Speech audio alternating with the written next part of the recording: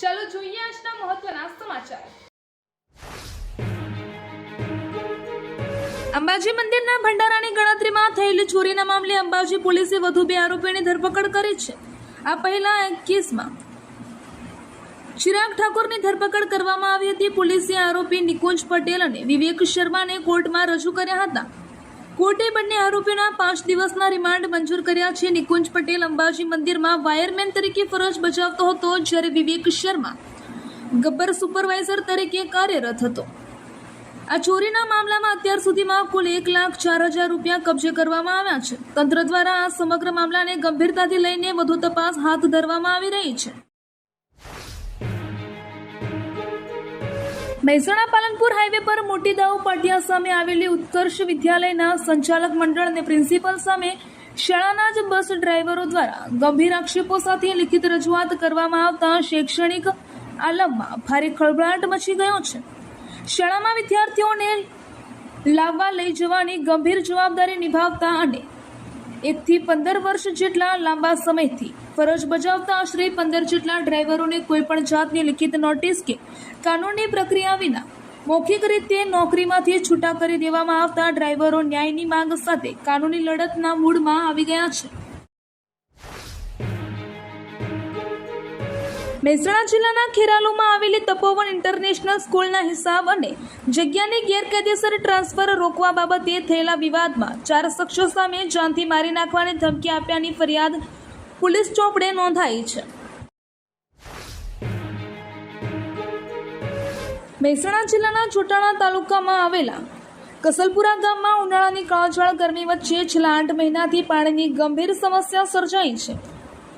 આશરે 2000થી વધુની વસ્તી અને 800થી વધુ પશુધન ધરાવતા આ ગામના રહીશો પાણીના ટીપે-ટીપા માટે વલખા મારી રહ્યા છે। વહીવટીતંત્રને વારંવાર લિખિત અને મૌખિક રજૂઆતો કરવામાં આવી હોવા છતાં નક્કર ઉકેલ ન આવતા આખરે ગ્રામજનોનો આક્રોશ ફાટી નીકળ્યો છે। મહેસાણામાં માનવ આશ્રમ 4 રસ્તા નજીક વિસનગર હાઈવે પર આવેલી સ્નેહલભાવ સોસાયટીના ગેટ પાસે આજે બપોરે એક ગમખ્વાર અકસ્માત સર્જાયો હતો।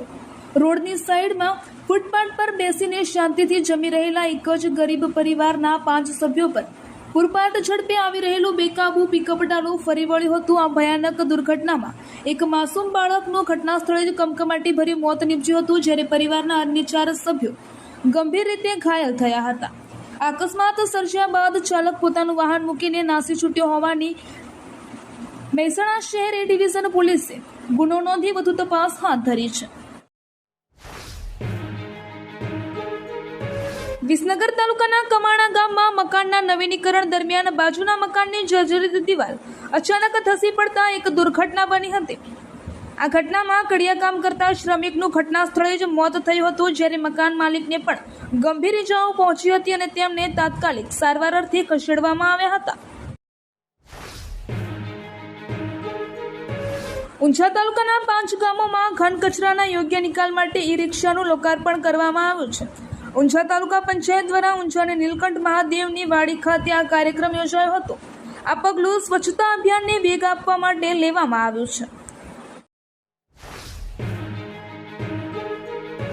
થરાદ તાલુકાના કરણપુરા ગામે એક ખેત તળાવડીમાં ડૂબી જવાથી 2 યુવકોના મોત થયા છે। આ ઘટનાને પગલે વિસ્તારમાં ગમગીની છવાઈ ગઈ છે। મળતી માહિતી અનુસાર કરણપુરા ગામે એક ખેડૂતના ખેતરમાં ખેતમજૂરી કરતા કેટલાક મજૂરો 28 મેની રાત્રિએ 10 વાગે ખેત તળાવડીની પાળ પર બેસીને નાહી રહ્યા હતા। તે દરમિયાન એક યુવકનો પગ લપસી જતા તે ખેત તળાવડીના ઊંડા પાણીમાં પડી ગયો હતો। તેને બચાવવા માટે બીજો યુવક પણ પાણીમાં ઉતર્યો હતો। કમનસીબે બંને યુવાન પાણીમાં ડૂબી ગયા હતા।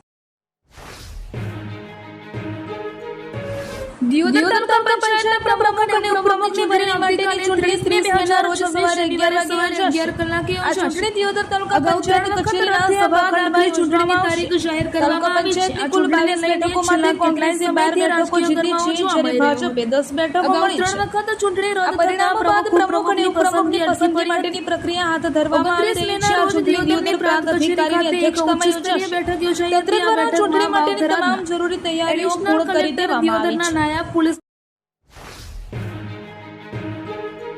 બનાસકાંઠા જિલ્લામાં છેલ્લા 3-4 દિવસથી વાદળછાયું વાતાવરણ અને તેજ પવન ફૂંકાઈ રહ્યો છે।